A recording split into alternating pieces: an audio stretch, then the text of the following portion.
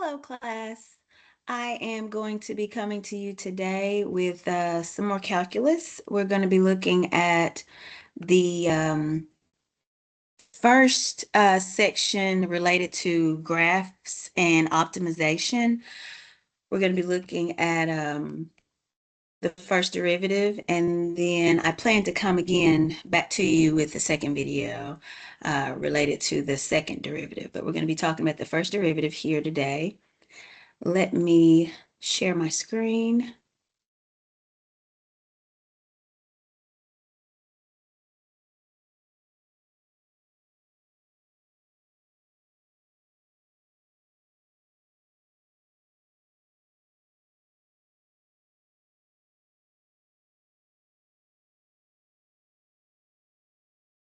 All right. So again, talking about the first derivative and how it relates, what it tells us, what it reveals to us. So the first derivative is associated with the slope of the graph of the function at some point. It is reasonable to expect that the first derivative is also related to other properties of a graph.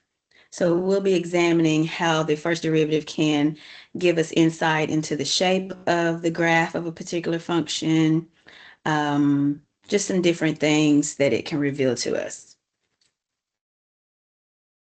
So let's actually, here we're just looking at where a function, looking at the graph of a function and how it relates to the derivative, the sign of the derivative. Take a look here. It says the function f of x has derivative 3x squared minus 30. So the original function was x cubed minus 3x, and then the first derivative was taken, okay?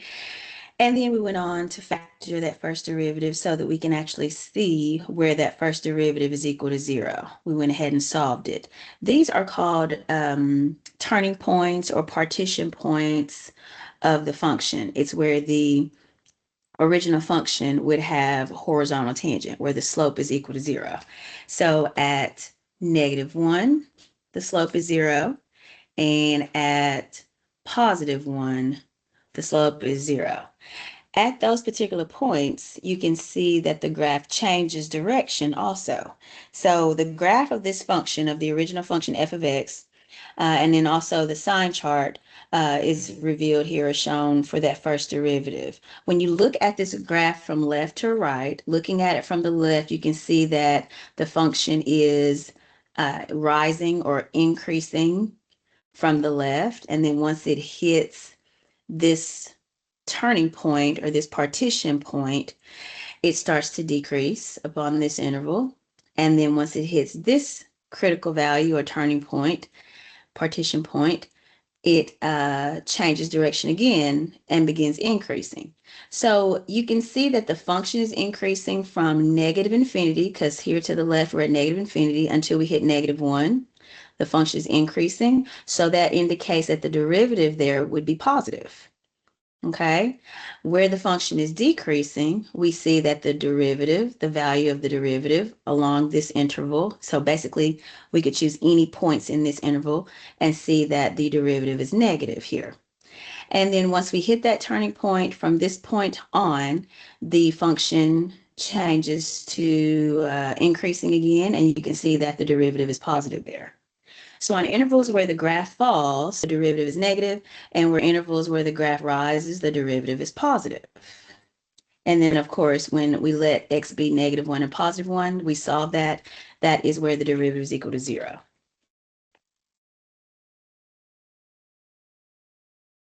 And so this is a theorem here. This is addressing, again, what we just mentioned in that example, what we just saw from that example, as the function, or better yet, if we look at the derivative first, if the derivative is positive on some open interval, for some interval AB, if the derivative is greater than 0, positive, then the original function is increasing. And if the derivative is negative, less than 0, then the original function f is decreasing. Okay? And then we have an example here where we're given a function and then we're asked to find the values of x corresponding to a horizontal tangent. In other words, we're trying to find where the derivative is equal to 0.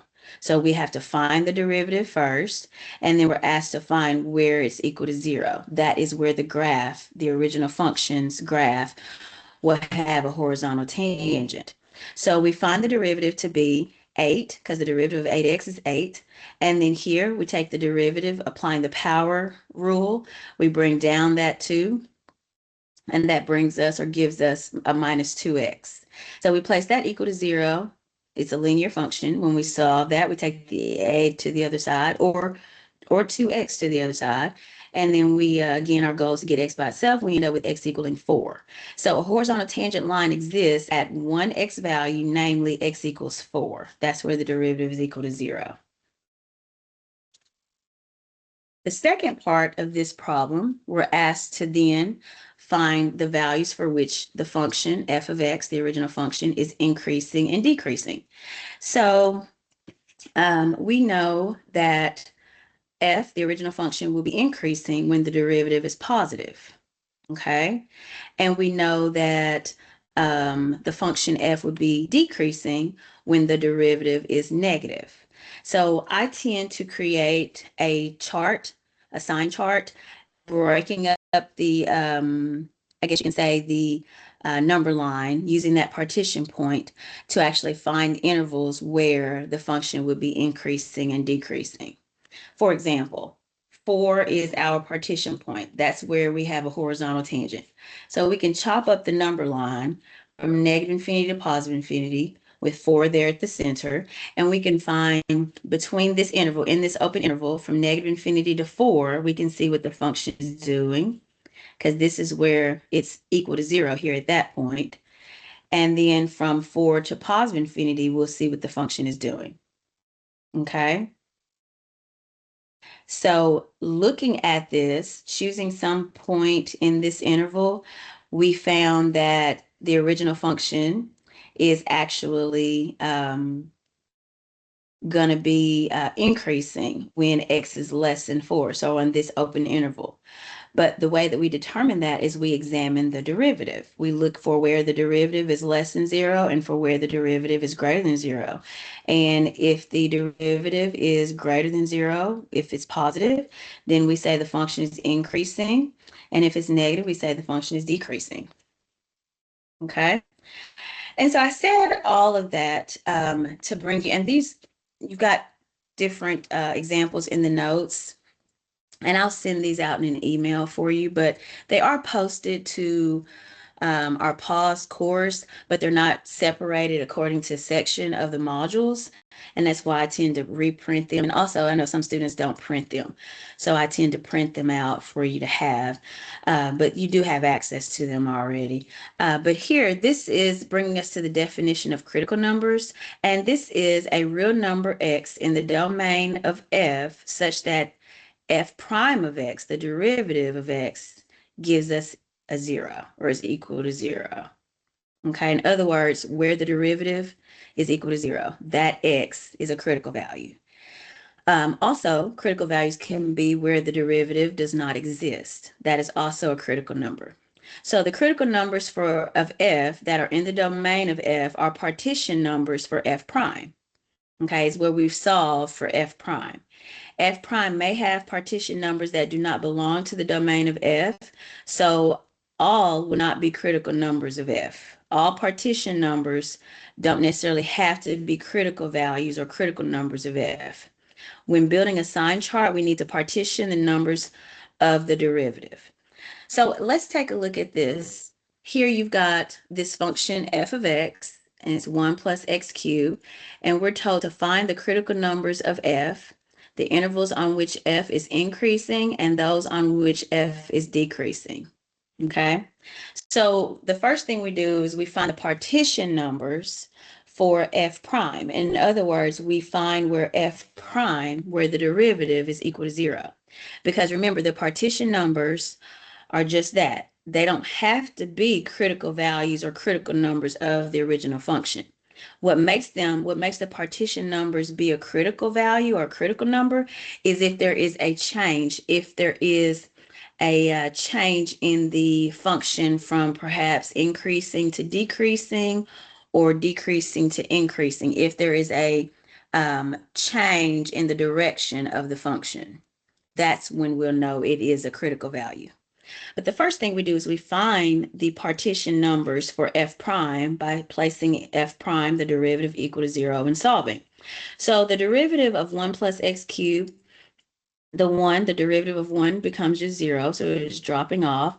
And then the derivative of x cubed is 3x squared. You bring down the 3 and lower the exponent. So we place that equal to 0, and then we solve. So the only solution here for 3x squared equals 0 is x equals 0.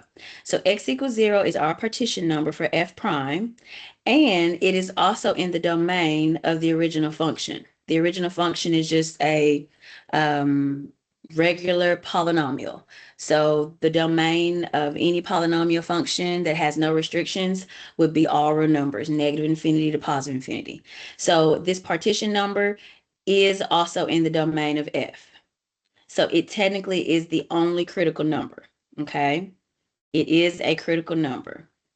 Now let's see what's happening. And I think I said something earlier. A critical number is when the partition number of f prime is in the domain of the original function f. It doesn't necessarily have to be a change in direction. That takes it a step further. We'll talk about that in a minute. But just basic, it is a critical number when that solution for f prime of x equals 0, when that solution for that equation, whatever x is in the domain of the original function. So 0 was our only critical value. So we broke the number line up into intervals, okay, using that as a critical value, as a partition number. So our left side here from negative infinity to 0 is one interval, and then our right side from 0 to positive infinity. So what we do is we choose a test point in each interval to see what the derivative would actually be in that interval. So choosing some test point, let's say we chose -5. Plugging in -5 into the derivative here to see what it gives us. 3 times -5 squared. Well, -5 squared becomes a positive 25, and then 25 times 3 gives us 75, which is positive. So the derivative is positive here. Okay. Then if you look at this interval, let's say on this interval we choose from 0 to infinity, let's say we choose 5 over here. Plugging in 5 again, I still have 3 times 25, which is 75. So the function is positive, the derivative, I should say. The derivative is positive in this interval, this open interval, and it's also positive in this open interval, which indicates that the function, the original function, is increasing over both intervals. Okay? So it's increasing everywhere.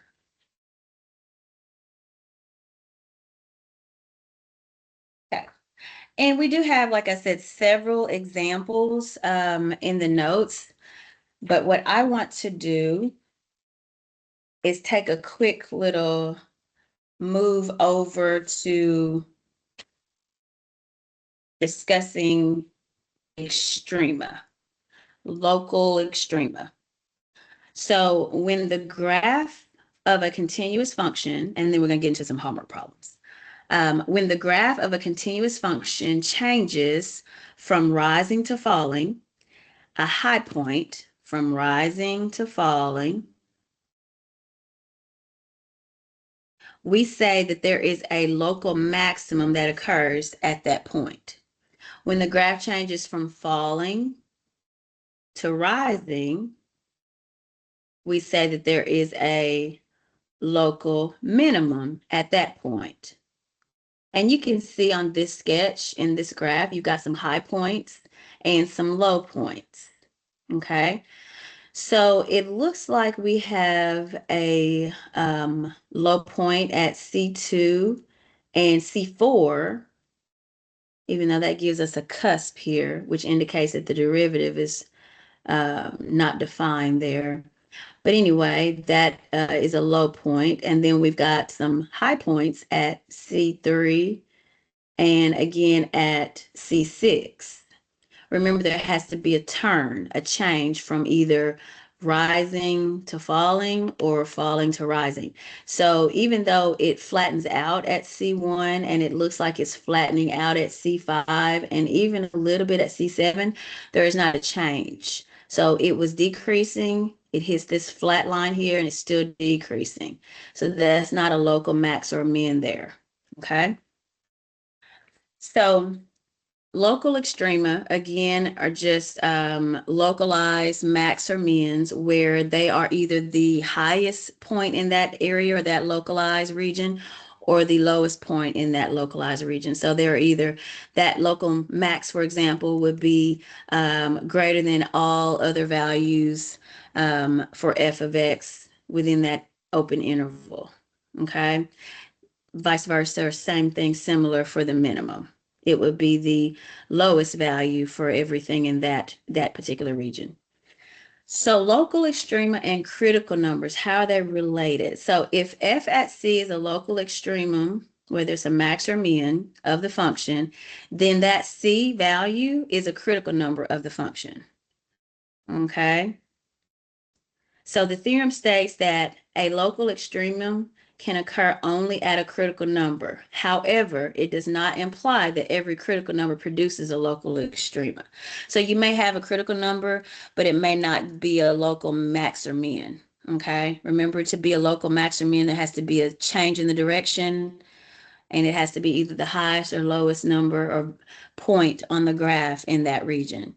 So while every extrema must occur at a critical number, every critical number does not automatically produce a extremum. Okay. And now that's bringing us to our first derivative test. So the first derivative test, if f prime of x exists on both sides of the critical number, so in other words, if the derivative is defined, then the sign of f prime can be used to determine whether that point at C is a local max or local min or neither. So when f prime changes from negative to positive, so when the derivative changes from negative, which would mean the function is decreasing, to a positive, that means there is a local minimum there. Okay, it's increasing, changing rather from decreasing to increasing. That indicates that the original function has a local minimum at that point. Okay, when the function is changing, or when I should say, when the derivative changes from a positive value to a negative value at C, remember C is a critical value, critical number. When the derivative changes from positive to negative, that means there is a local max at that value C. Okay. And then finally, sometimes you may have no change in the direction or in the sign of the derivative, which means there's neither a local max or min there. Okay, so you might have a critical number C, but the interval to the left and to the right of C may both be headed in the same direction. So therefore, there's no change. So there's no local max or min. Okay, and you can see that here as well.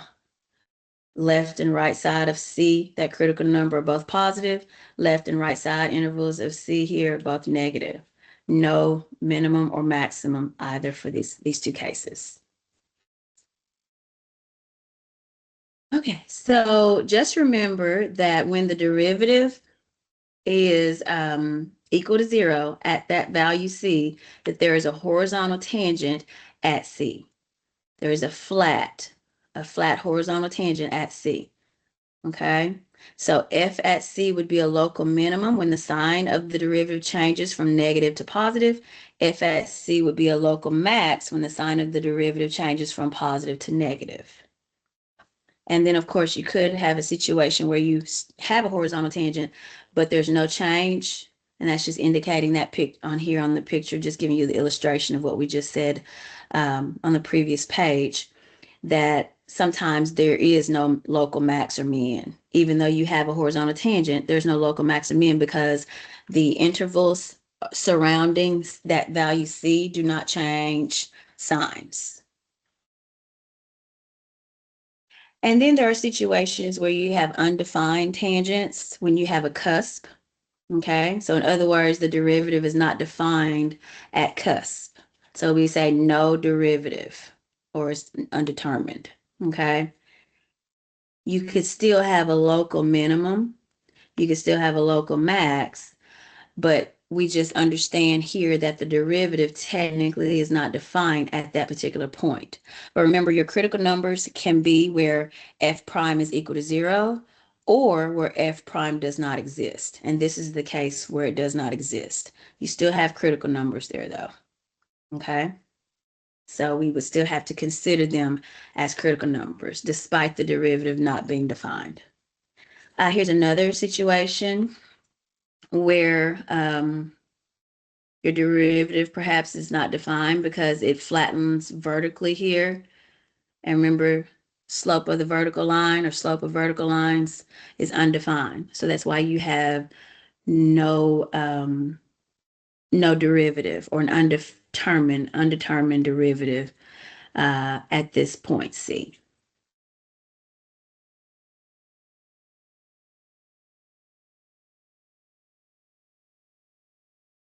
Okay. So we're going to jump right into some problems. I think I've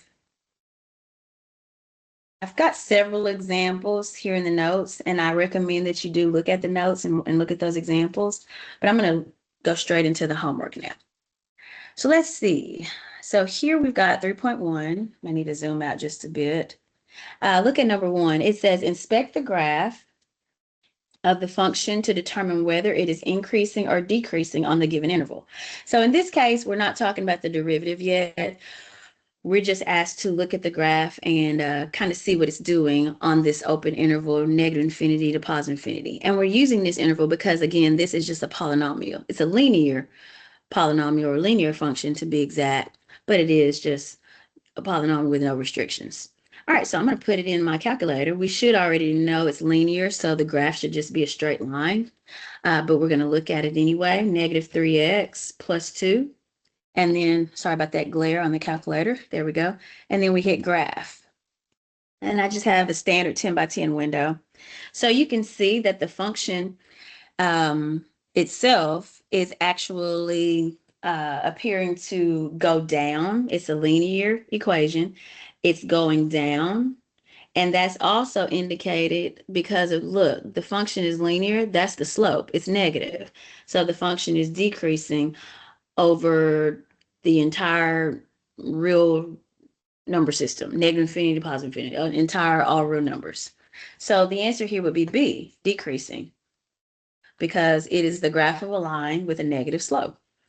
Look at number 2. The function itself is not as easily recognizable as far as what the graph may look like.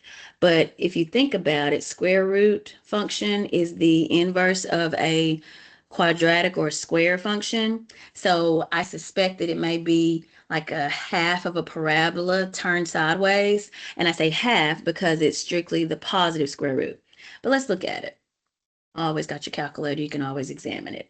3 plus, and I'm going to enter the second x squared key to get the square root key, to get the square root function or radical symbol. And then I hit graph. Still standby, still a 10 by 10 window.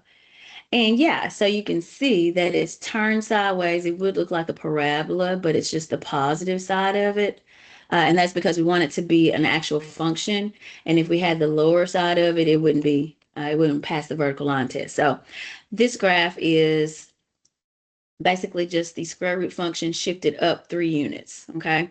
Now, looking at this, and you can see that it starts at 0. It's where it's defined at 0.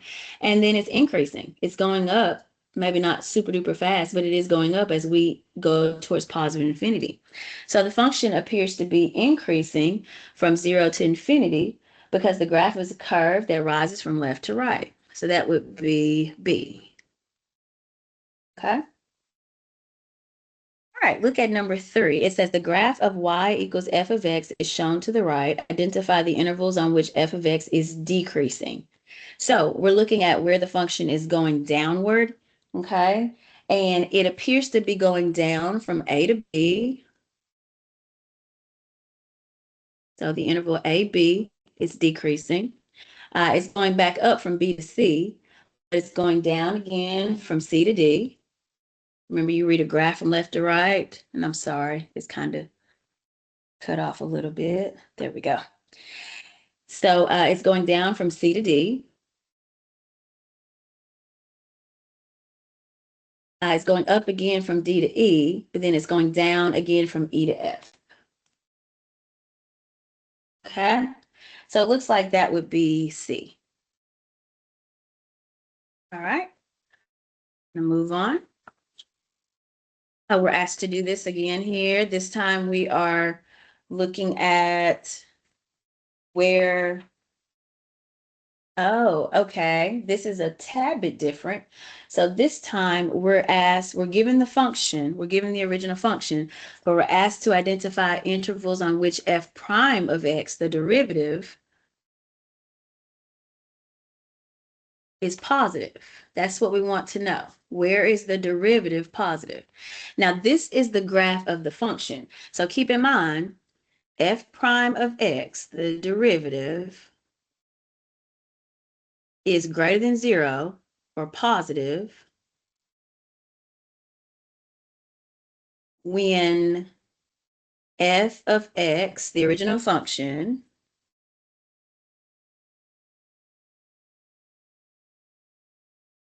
is increasing. Okay, so look at the function, determine the intervals where it's increasing, and that's where we'll know that f prime of x is positive. And this looks like it's the exact same graph as number 3. Want to make sure, but it looks like it is, but I'm still going to walk through it. I'm looking for intervals where the function itself is increasing, and that will then reveal to me where my derivative is positive. So the function is increasing from B to C. It's going down from C to D. It's increasing again from D to E. And then it appears to be increasing again. It's increasing again from F to H. Okay? So where the function is increasing is where the derivative is also positive. So that would be B to C, D to E, F to H, that would be D. Okay? For number 5, we're asked to examine the graph of the function and then identify the x coordinates of the points where f of x has a local max. So we have a horizontal tangent at D, okay, where the graph flattens out at. We have a horizontal tangent here as well at F. And then we technically have a horizontal tangent, you can kind of sort of call it that, at G. But we're talking about specifically the local max. So that would be where the function changes from increasing to decreasing. That would be at D. And then also it changes from increasing to decreasing at G. So that would be D. Okay. F does have a horizontal tangent, but that is where we would say it's a local minimum. Okay.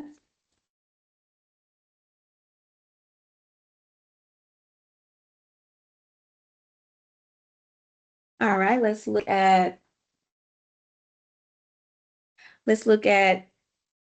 this one. Here it says f of x is continuous on the interval negative infinity to positive infinity, and has critical numbers at A, B, C, and D. And those critical numbers are where the derivative is either equal to 0 or where the derivative is undefined, okay, or where the derivative does not exist, okay? So that's where you see no derivative here, and then you see 0 for the derivative there. So keep in mind, when you've got the derivative changing from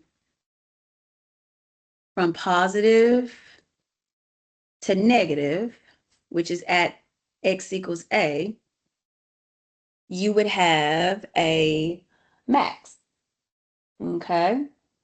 So at x equals a, we have a change from positive to negative, so we have a local max. When we examine this part here, it says, does F have a local minimum or max or no local extremum at B? At B, this point, we're negative to the left, the derivative is negative, and then to the right, it's also negative. There's no change. So there is no local extremum here. Okay. And then at C, let's look at C. We change from negative going down from the left side of C, then going up or positive to the right side. So we have a local minimum at C. The derivative changes from negative to positive at C. Excuse me. And then at D, there's no change. It's positive. The derivative is positive to the left of that critical number, and it's positive to the right of that critical number. So there's no local extremum there. There's no change. Okay. All right. Here on number 7, it says match the graph of F with the correct sign chart. So my graph is a little hard to see, and I apologize for that. But keep in mind, when you're on the computer, you can click on the graph to make it bigger. You can blow it up to make it bigger. I'm going to do the best I absolutely can here. I'm going to try to outline the XY line, or the XY axis. There's the Y axis, and then this is the x-axis. And then I can see that I have a horizontal tangent at x equals 1. Horizontal tangent at x equals 1. Okay? And it looks like around that critical number, that horizontal tangent, the function is increasing on the left side. So the derivative would be positive on the left, or to the left of that critical number. And then the function is decreasing to the right. So the function, or the derivative, would be negative. So that would be a switch from positive to negative. So that would be A. The sign chart that would correspond to this graph would be A.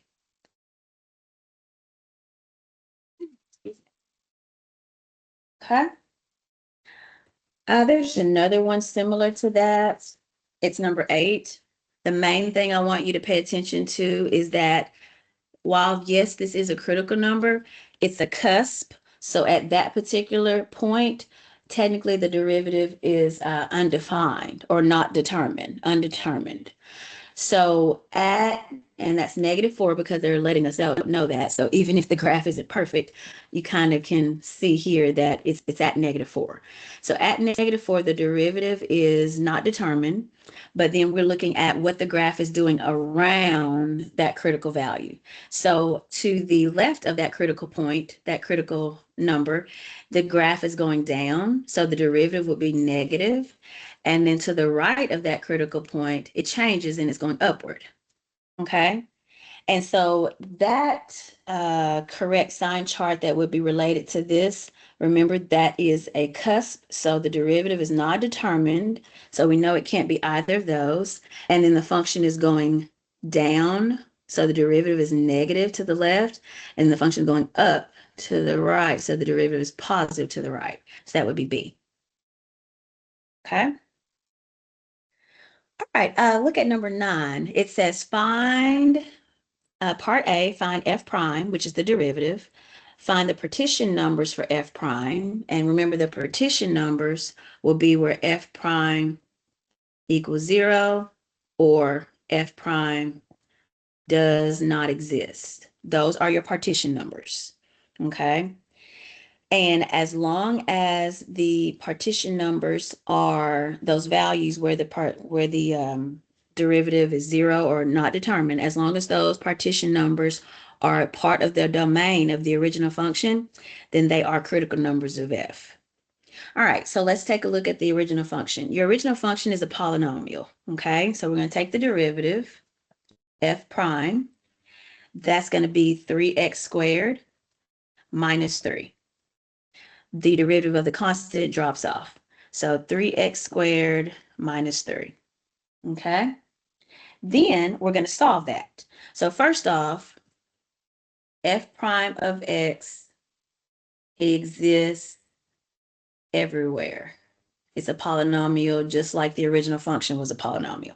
So it exists everywhere from negative infinity to positive infinity. So in other words, there are no places where the function, the derivative of the function does not exist. There are no partition numbers for that situation. So the only partition numbers that we'll have to find is where we solve for f prime equal to 0. So we're going to take f prime of x and place it equal to 0. And that is 3x squared minus 3 equals 0. Solving that, take 3 over. You got 3x squared equals 3. Divide by 3. You got x squared equals 1. So x equals a plus or minus 1 when you take the square root. Okay? So those are our partition numbers, -1 and +1. Okay? Now, because those partition numbers are also in the domain of the original function, because remember the domain of the original function is a polynomial, so the domain is just all real numbers. So those are also the critical numbers. They are critical numbers, -1, +1. Okay, so as long as the partition numbers are members of the original function's domain, they are a part of the domain, then yes, they are critical numbers. And the original function's domain is again just negative infinity to positive infinity, all real numbers. Okay.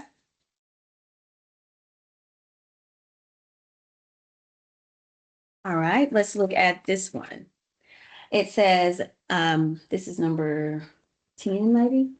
It's cut off. But it says, find the intervals on which f of x is increasing, the intervals on which f of x is decreasing, and the local extrema.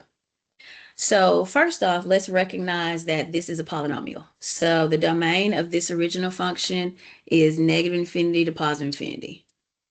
Okay, so we're good there. That means, and I recognize that because when I take the derivative, it should also just be a polynomial and no restrictions. So f prime, if this is quadratic, the derivative is going to become linear. So that 3x squared becomes 6x, and that minus 12x becomes minus 12.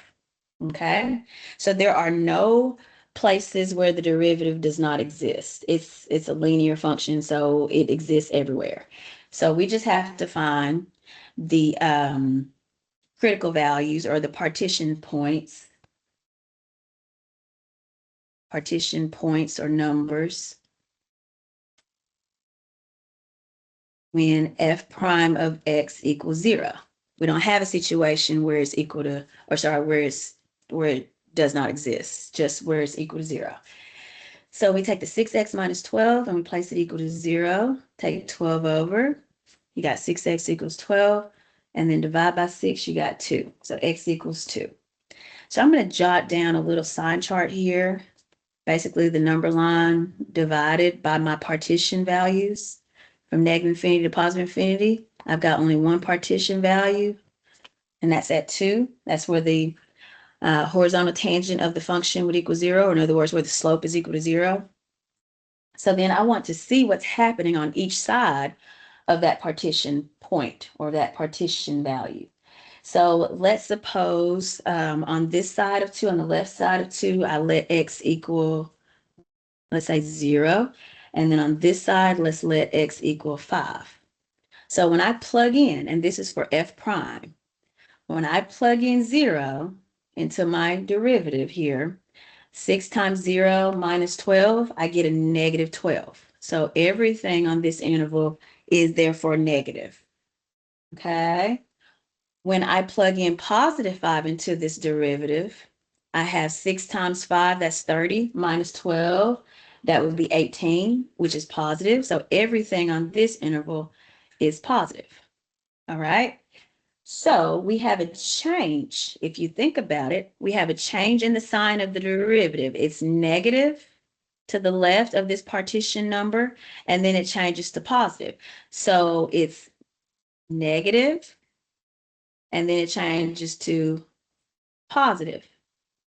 So the original function would be decreasing where the derivative is negative.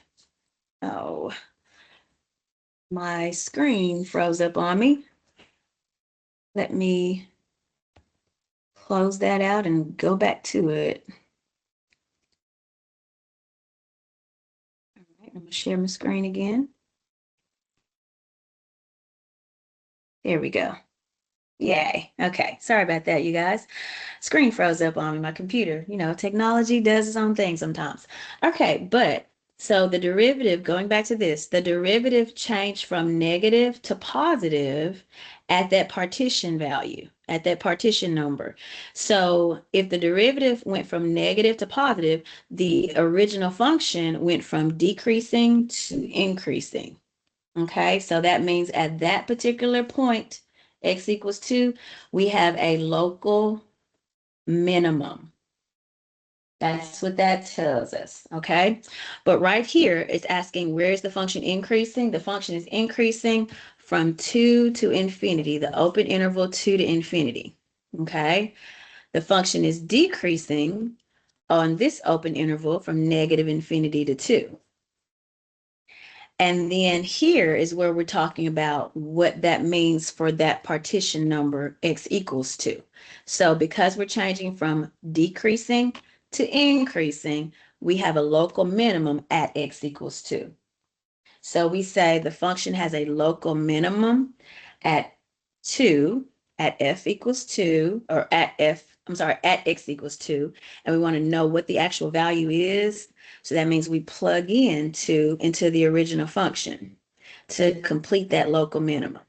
So we say 3 times 2 squared minus 12 times 2 plus 5.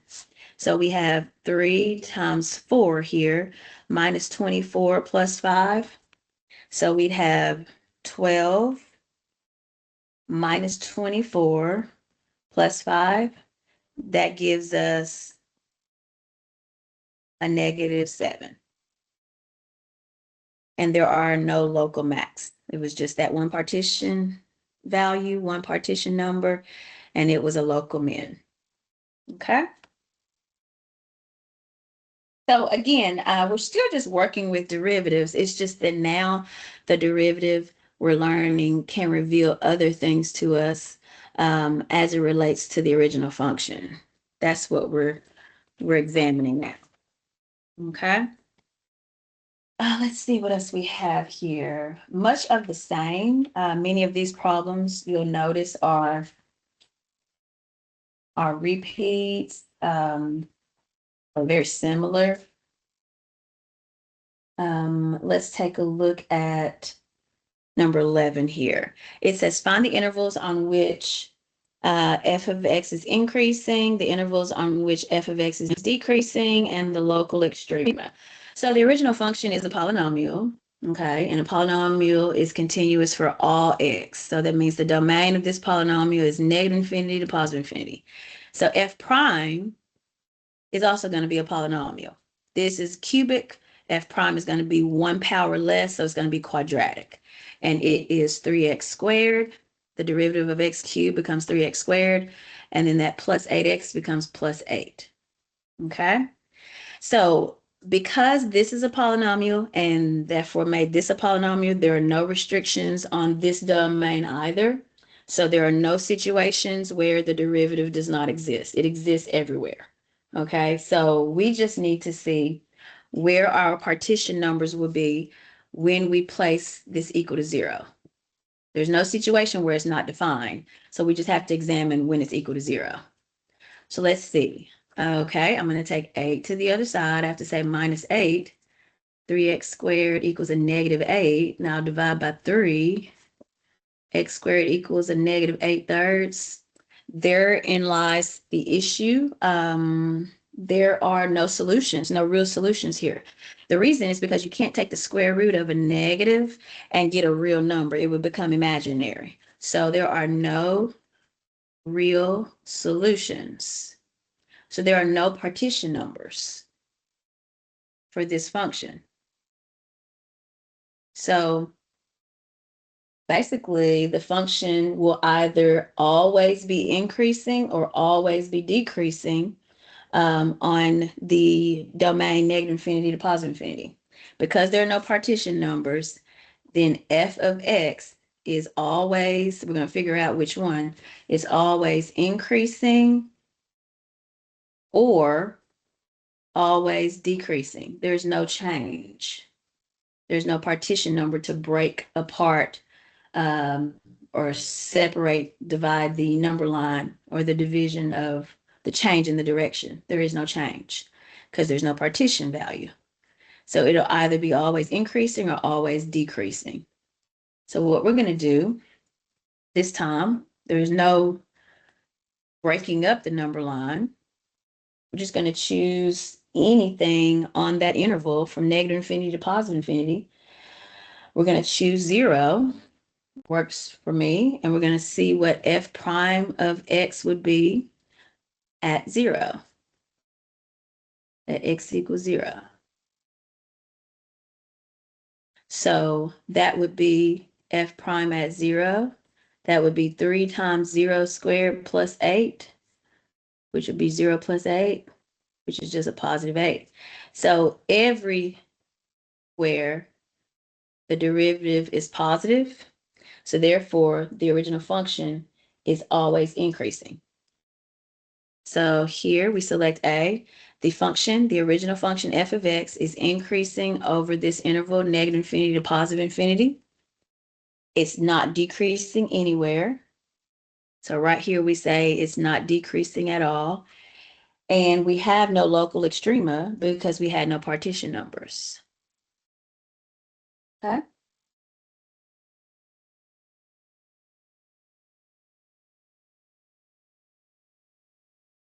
All right. Let's see, what else do I want to look at? Very much a repeat of the same. This is similar to the one that the two that we just did. Very similar. Here, this one is number 12. Let's take a look at,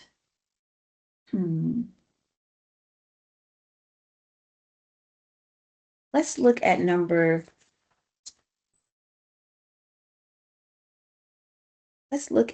13 and 14. And the reason I only want to look at 13 is because it has the graph, because it's basically very much like the one we just worked, but we're going to look at it. So f of x is a polynomial, no restrictions. The domain on f of x is negative infinity to positive infinity. Okay, so f prime of x quite possibly doesn't have any restrictions either. The derivative would be 4x cubed, and then the derivative of the second term would be a minus 36x. You bring down that 2, 18 times 2, and then that's 36x. Okay, so yes, this is a polynomial as well. It's defined everywhere, so it exists everywhere. So the only partition numbers that we need to consider is where f prime of x equals 0. Okay, so that would be 4x cubed minus 36x equals 0. So I'm going to, let's factor out the 4, because 4 comes out of 4 and 4 can come out of 36. And then let's also factor out an x. So that gives me 4x, and then that leaves me here inside x squared minus 9. Okay, so I have two polynomials basically. I have 4x that I'm going to set equal to 0 by itself, and I have x squared minus 9 that I'm going to place equal to 0. So 4x equals 0 means x is equal to 0. Here we take the 9 over. That gives us x squared equals 9. And then x is equal to a plus or minus 3. So our partition numbers are 0, -3, and +3. Okay. So we have our number line that we're going to create here. I'm going to kind of fit it in right about here. And that's just where we break up the negative infinity to positive infinity, the number line, with our partition values. So, and remember, we're going to figure out what the derivative is doing on these intervals that we're going to create using our partition values. So we hit -3 first when we're traveling from negative infinity. Then we would hit 0, and then we'd hit +3. Okay, so we have the interval negative infinity to -3. And then we have the interval -3 to 0. And then we have the interval 0 to 3. And then lastly, 3 to infinity. Okay, so we want to see what the function is doing, what the derivative, I should specify, what the derivative is doing over these intervals. So that means we'll take a point, take a value over this interval. So maybe use like -6, plug it into the derivative and see what we get. So when I plug in -6, this is still negative here, but this becomes plus, but this is going to be so big that it's still going to remain negative. So it's negative here from negative infinity to -3. Then I choose some number between -3 and 0. Let's say -1. There, it will turn into a positive. Okay, so this interval here is positive. And remember, I'm plugging it into f prime. That's how I'm determining the sign of the derivative over this interval. So the sign of the derivative over this interval, we have from 0 to 3. Let's say we chose 2.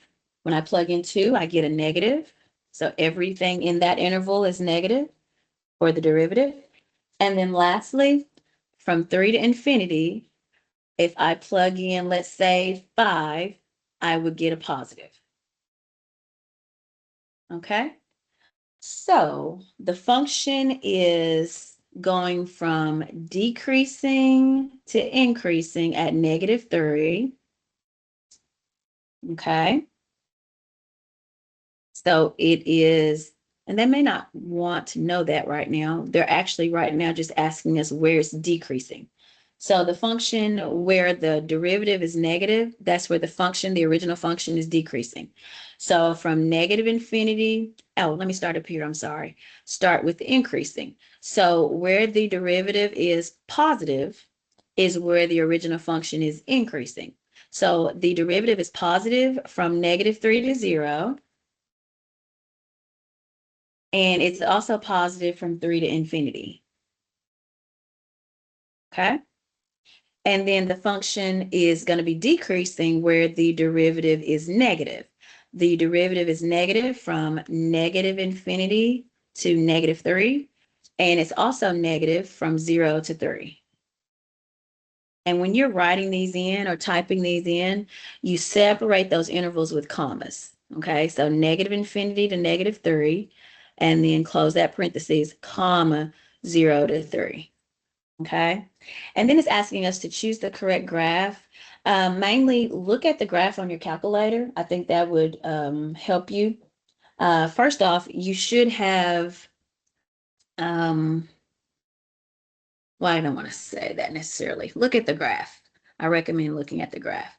And then once you see the graph, you should then be able to identify the horizontal tangents because you'll have the graph itself. So here in y equals, we're entering x to the 4th minus 18x squared. And then we're going to hit graph. And we might want to zoom out. They're showing us a bit more graph. Let's say we click zoom, and let's say we go zoom out, and then I hit enter again, and it zooms it out, makes the screen bigger, a little larger than I probably even needed as far as up there. Sometimes it's better to even just kind of mess with the window yourself. So like for example, I'm fine with the X and the X min and the X max. It's the Y min I would like to see a bit more at the bottom of the graphs. So I'm going to make that maybe negative. Um, hmm, let's make it negative 100, and let's make the Y max be maybe just 20. Might have went too far. Yeah, that's not bad. It's not bad. And we could have made the x-axis a bit smaller, actually. Let's go negative 10 to positive 10. And then let's do 30 on the y to get a little bit better screen. There we go. A lot better. Okay. All right. So it would appear that that matches up with graph D. And so your horizontal tangent lines would be, of course, where you've got extrema, a local extrema, where it's a turn in the graph. All right, let's look at number 14. And then this might be the last one that I think I'll do. Um, And like I said, I'll come back with a second video for 3.2. But let's look at number 14. It says the function f of x is continuous on negative infinity to positive infinity. And it says use the given information to sketch the graph. So we're going to get all this information somehow. We're going to look at it, analyze it, and somehow figure out what would be the best graph, even though you don't have an actual function. Okay, so it's not going to be a perfect graph because we don't have the actual function. We're looking for the best sketch or the best appropriate graph that is in alignment with this given information. Okay. So the first thing we know is that we have some sort of extrema at these values. Okay. Here's why I say that, because those are partition points, -3 and 0 and +3. The reason I say those are some sort of partition points is because we have information right here where f prime at -3 is equal to 0, which means we have a horizontal tangent there, where f prime of 0 is equal to 0, and where f prime of 3 is equal to 0. So our original graph will have horizontal tangents or flattened out location at those particular points. Original graph f will have horizontal tangent at x equals -3, x equals 0, and x equals +3. Okay. All right. Now, what else do we know? Let's do a little bit of a number line here. I think that is the best thing to do. Start with the sign chart. Because remember, your goal is to figure out the best graph, even though you don't have the function. Using the given information, choose the best graph. So let's start with a sign chart. And so what I'm going to do for this sign chart is I'm going to basically partition or divide up the number line from negative infinity to positive infinity with my partition numbers, with my critical numbers. Okay. So, and here's why I say they're not just partition numbers, they're critical numbers, because they're also members of the original function. The original function, we're told, is continuous on the on all real numbers, negative infinity to positive infinity. So these partition numbers are defined, the function is still defined at those numbers as well.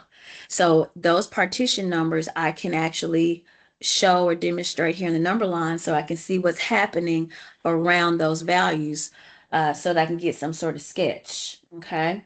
So we have -3 as a partition value, x equals -3, 0, and positive 3. Okay. So we're told that the derivative, because remember this is a sign chart for f prime, the derivative. We're told that the derivative is positive. We're given this information right here on negative infinity to negative 3.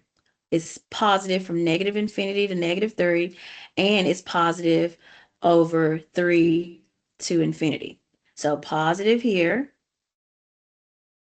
and positive here. Okay.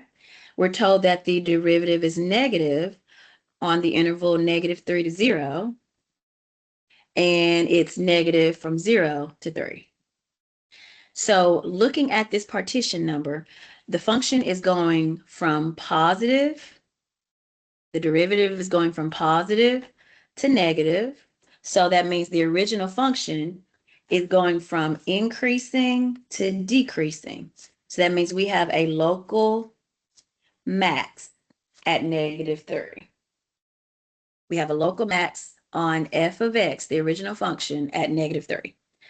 All right.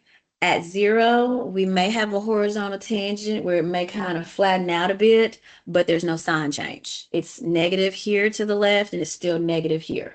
Okay. But at 3, we do have a change. It's going from negative, the derivative is going from negative to positive at this partition value. So that means we have a local min for f of x for the original function.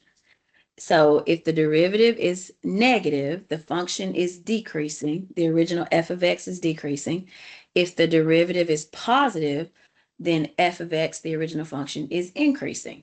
So we have a local max and then a local min. And I'm going to do a little sketch of my own here at those particular points. And then remember, it kind of is flattening out here at 0, but there's no change. Okay.